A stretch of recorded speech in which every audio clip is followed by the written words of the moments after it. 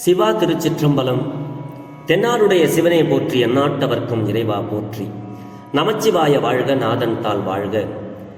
இமைப்பொழுதும் என்னெஞ்சில் நீங்காதான் தாள் வாழ்க. ஈர்த்தி என்னை ஆட்கொண்ட எந்தை பெருமான் நம் பெருமான் சிவபெருமான் திருவடிகளை மனம் மொழி மெய்களாலே வணங்கி எம் பெருமக்கள் நாயன்மார்களது திருவடி தாமரைகளை இதய கமலத்தில் வைத்து போற்றிக் கொண்டு எனது அருட்குருநாதர் திருமுறை பன்னிசை மாமணி வே சுந்தரமூர்த்தி தேசிகரையாவுடைய திருவடிகளை நீல நினைந்து திருமுறை செந்நெறிக்குள் என்னை ஆற்றுப்படுத்திய சிங்கப்பூர் திருஞான சம்பந்த பெருமான் சிவநெறி திருக்கூட்டத்தின் அடியார் பெருமக்களது திருவடிகளை வணங்கிக் கொண்டு மற்றும் அடியார் பெருமக்களது திருவடிகளை வணங்கிக் கொண்டு பெரும் பற்ற புலியூரானை பேசாத நாள் எல்லாம் பிறவா நாளே என்ற அருட்சிந்தனையில் இன்றைய தினம் நாம் சிந்திக்க இருப்பது அருள் தரும் திருஞான சம்பந்த பெருமான் திருவடி போற்றி.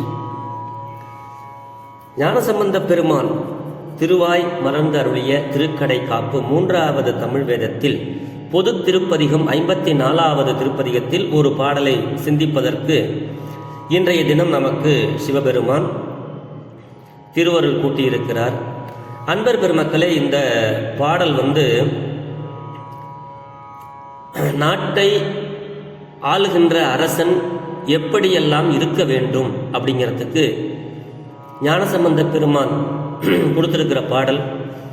இந்த நாட்டில் சைவம் தழைக்கணும், வேள்விகள் செய்யணும், சைவ சமயத்தை காப்பாற்றணும், இறை வழிபாடு இருக்கணும். இதெல்லாம் இருந்தால் தான் இதெல்லாம் செய்யக்கூடியது ஒரு அரசனுடைய கடமை. அந்த அரசனாகப்பட்டவன் இதையெல்லாம் செய்யாமல் விட்டுவிட்டால் அவன் கடைசியில் அவனுக்கு பெரிய நரகம் வந்துடும் அப்படின்னு இந்த பாட்டிலையும் சொல்றாங்க. திருமூல தேவர் திருமூல நாயனார் சுவாமிகள் அருளிய 10வது தமிழ் வேதத்திலையும் நிறைய இடங்கள்ல நமக்கு ஒரு மன்னன் எப்படி இருக்கணும் அப்படிங்கிறதுக்கு உதாரணம் இந்த பாடலே. அதுல நிறைய 12 திருப்பாடல்கள் இருக்கு. அதுல தான் இந்த எல்லாம் சொல்றார் நமக்கு சுவாமி. இப்ப சிவபெருமான் முதல்ல எப்படி இருப்பார் அப்படிங்கிறதுக்கு முதல்ல இந்த பாடலுடைய முதல் வரி, வாழ்க அந்தனர் வானவர் ஆனினம் வீழ்க தன்புணல் வேந்தனும் ஓங்குக ஆழ்க தீயது எல்லாம் அரண்நாமமே சூழ்க வையகமும் துயர் தீர்கவே அப்படிங்கிறது தான் இந்த பாடலினுடைய முதல் பாடல். இது திருப்பாசுரம் என்று அழைக்கப்படக்கூடும் என்று சொல்லக்கூடிய பதிகம். அற்புதமான கருத்துக்கள் அடங்கிய பதிகம்.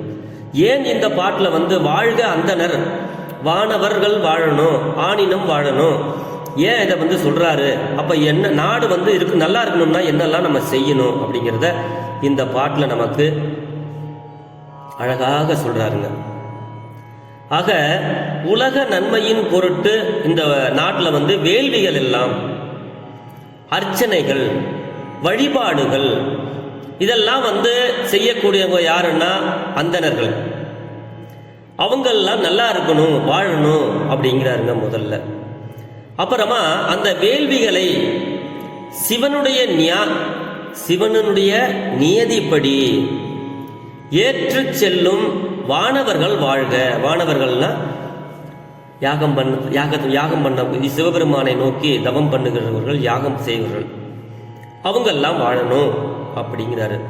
வேள்வியும் வழிபாடு இதற்குரிய அந்த பஞ்ச கவியங்கள், திருநீற்றை அளிக்கும் பசு கூட்டங்கள் வாழணும்.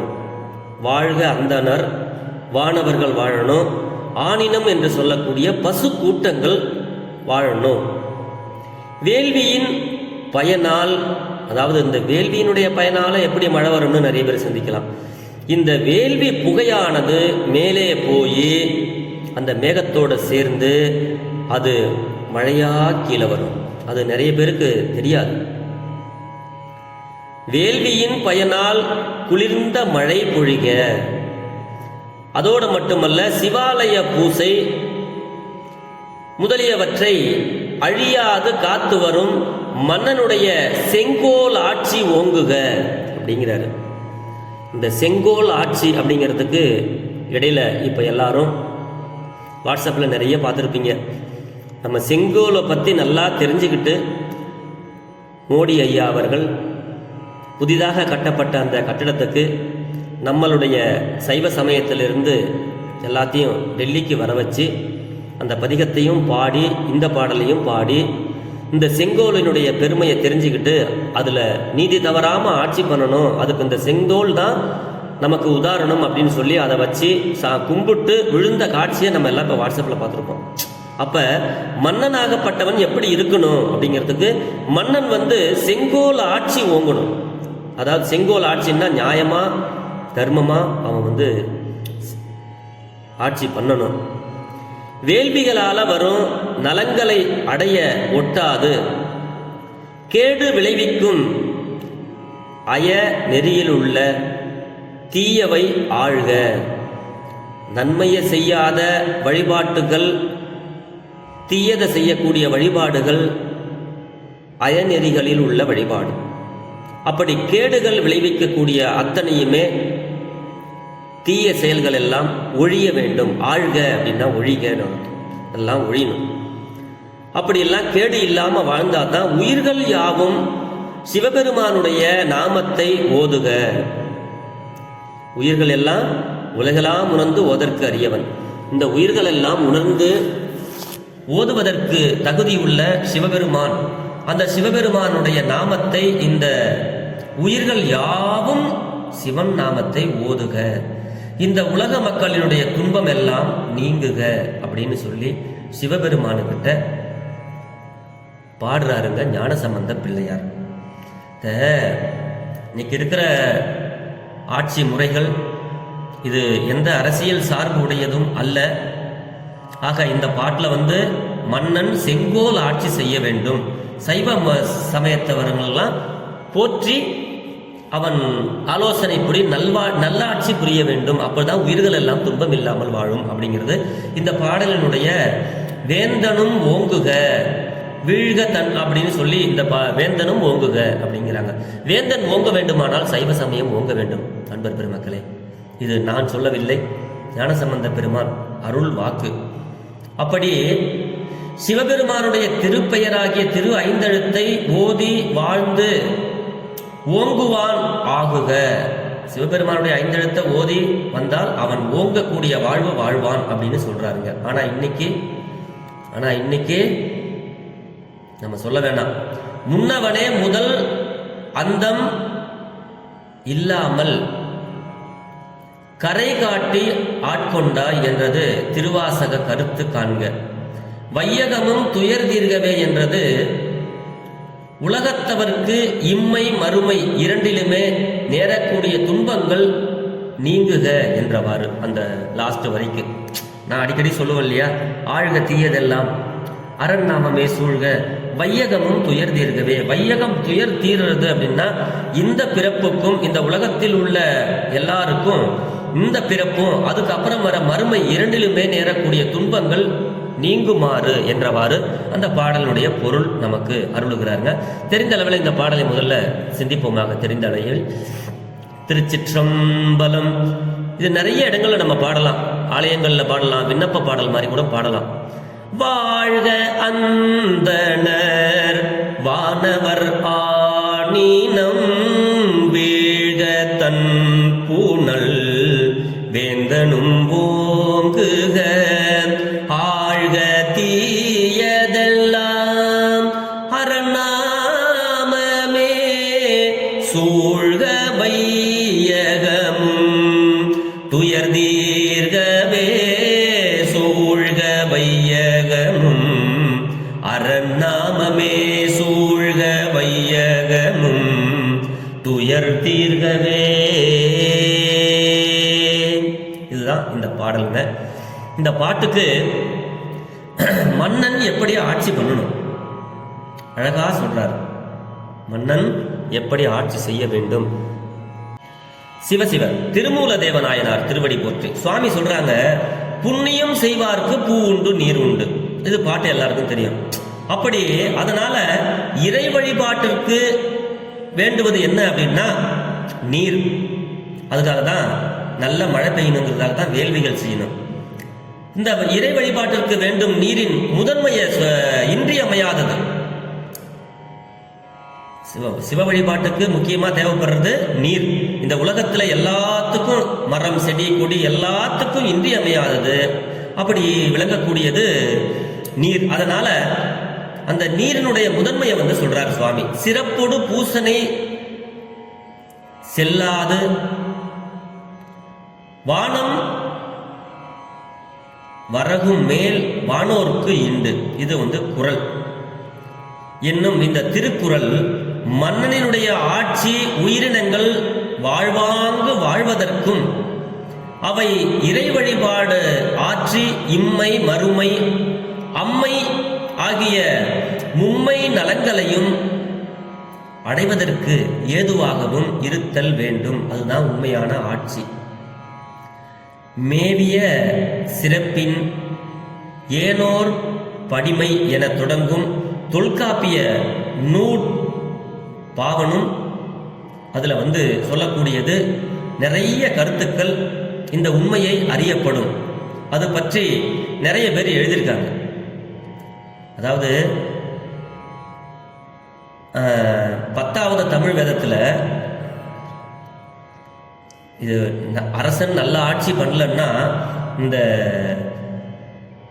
தொல்காப்பியத்தில் வரக்கூடிய ஒரு சின்ன வரி, அரசர்க்கு உற்ற கடன்களில் இக்கடமை முதன்மை உடையது ஆதலை நாள்தோறும் மன்னவன் நாட்டில் தவநெறி நாள்தோறும் நாடி அறநெறி நாடனேல் நாள்தோறும் நாடு கெடும் மூடம் நன்னுமால் நாள்தோறும் செல்வம் நரபதி குன்றுமே. மன்னன் சிவ வழிபாட்டில் இல்லைன்னா, அறநெறி அவன் நாடலன்னா, இந்த அவனுக்கிட்ட இருக்கிற செல்வம் எல்லாமே நரபதி குன்றுமே. 10ஆம் திருமுறத்தில் ஞானம் இல்லாதவர் சடை சிகை நூல் நன்னி ஞானிகள் போல நடிக்கின்றவர் தம்மை ஞானிகளாலே நரபதி சோதித்து ஞானம் உண்டாக்குதல் நலமாகும் நாட்டிற்கே அப்படிங்கிறார். ஞானிகள் இல்லாதவர்கள் எல்லாம் ஞானிகள் போல நடிக்கின்றவர் தம்மை ஞானிகளாகவே நரபதி சோதித்து. அப்படி நிறைய பாடல்கள் இதுல சொல்றாங்க. இந்த ஆவையும் பாவையும் மற்றறவோரையும் தேவர்கள் போற்றும் திருவேடத்தாரையும் காவலன் காப்பவன் காவா தொழிவனேல் மேவும் மறுமைக்கு மீளா நரகம். அதாவது பசுமாட்டை நல்லா காக்காதவனும் தேவர்கள் போற்றி அந்த திருவேடத்தை வணங்காதவனும் இந்த நாட்டை காவல் சரியா காக்காத ஒழிதவனால் மேவும் மறுமைக்கும் மீளா நரகம். இப்படி இதெல்லாம் காக்காம ஒருத்தவன் இந்த நாட்டை ஆண்டு கொண்டு வந்தால் அவனுக்கு கண்டிப்பாக மீளாத நரகம், அந்த நரகத்திலிருந்து வெளியவே வர முடியாது, அப்படி ஒரு நரகம் கிடைக்கும் அப்படின்னு சொல்லி 10வது தமிழ் வேதத்துல திருமூலர் சொல்றாங்க. கால் கொண்டு கட்டி கனல் கொண்டு மேலேற்றி பால் கொண்டு சோமன் முகம் பற்றி உண்ணாதோர் மால் கொண்டு தேரலை உண்ணும் மருளரை மேல் கொண்டு தடம் செய் வேந்தன் கடனே. காலையில சூரிய நமஸ்காரம் பண்ணிட்டு சாப்பிடணும். சோமன் முகம் பற்றி உண்ணாதோர் மால் கொண்டு, மால்னா மயக்கம் கொண்டு தேரலை உண்ணும் மருளாரை அறிவில்லாதவங்க மேல் கொண்டு தடம் செய்வ வேந்தன் கடனே. இதெல்லாம் செஞ்சுட்டு தான் கடவன் மன்னனுக்குன்னு சில கடமைகள் இருக்கு, அதையெல்லாம் செய்யணும். தத்தம் சமய தகுதில்லாதாரை அத்தன் சிவன் சொன்ன ஆகம நெறிநூல் எத்தடமும் என் தண்டமும் செய்யும் அம்மையின் இம்மைக்கே மெய்த்தண்டம் செய்வதும் வேந்தன் கடனே. இதெல்லாம் ஒரு என்னன்னா, ஒரு நாட்டை ஆளக்கூடிய ஒருவன் எப்படியெல்லாம் வாழணும், எப்படியெல்லாம் வாழ்ந்தால் நாடு நல்லா இருக்கும் அப்படிங்கிறதுக்கு இந்த திருமந்திரத்தில் 242வது பாட்டு, 245வது பாட்டு, 246வது பாட்டு திருமந்திரத்தில் இதெல்லாம் எடுத்து படித்தோம்னா மன்னன் எப்படி ஆட்சி பண்ண வேண்டும் அப்படிங்கிறதெல்லாம் உரை. அப்படி அவன் வாழாத இருந்தால், நல்லாட்சி புரியாமல் இருந்தால் மீளாத நரகமே அவனுக்கு அப்படிங்கிறத நம்ம சொல்ல வேண்டாங்க, நமக்கு கொடுத்த நூல்கள் எல்லாம் சொல்கிறது. ஆக ஆழ்க தீயது எல்லாம் அரண்நாமமே சூழ்க அப்படின்னு சுவாமி சொன்னாங்க இல்லையா? அது என்ன அப்படின்னா, நல்லாட்சி மன்னன் புரிய வேண்டும், சைவ சமயமானது மேலோங்க வேண்டும். அதுதான் அந்த பாட்டுக்கு பொருள். ஞானசம்பந்தருடைய பாடல்களை சிந்திக்கிறதுக்கு நமக்கு என்னத்தை சொல்றது? இந்த கடைசி பாட்டிலெல்லாம் நிறைய என்ன சொல்றாருன்னா,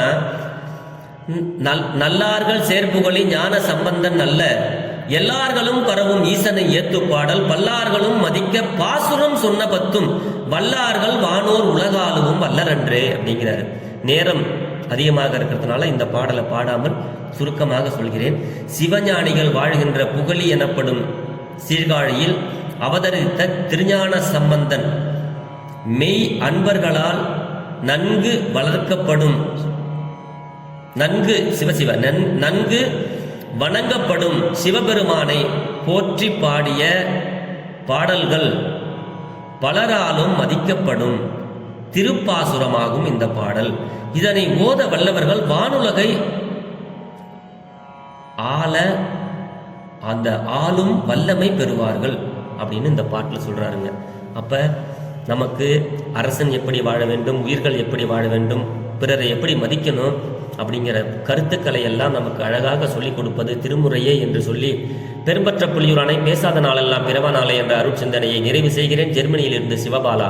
குறைவில்லாத உயிர்கள் வாழ்க, மேன்மைகள் சைவ நீதி விளங்குக, உலகமெல்லாம் ஆலவாய் சிவனடியை சிந்திக்க பெற்றேன். இன்பமே என்னாலும் துன்பமில்லை, ஆழ்க தீயதெல்லாம் அரண்நாமமே சூழ்க, வையகமும் துயர் தீர்கவே. சிவா. திருச்சிற்றம்பலம்.